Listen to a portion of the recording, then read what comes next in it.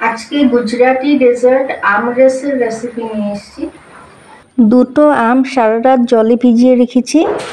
আমের হিটটা বেরিয়ে যাবে, তারপর জল দিয়ে ধুয়ে নিয়েছি। চাকু দিয়ে কাট করে আমের পাল্প বের করে নিয়েছি।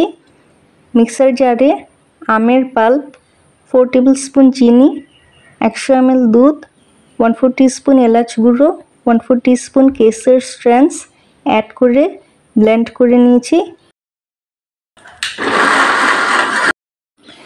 একটা কাচের বোলে ঢেলে পিস্তা কুচি দিয়ে গার্নিশ করে দিয়েছি।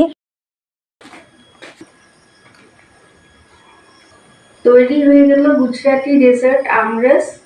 এটা আটার পুরির সাথে সার্ভ করা হয়।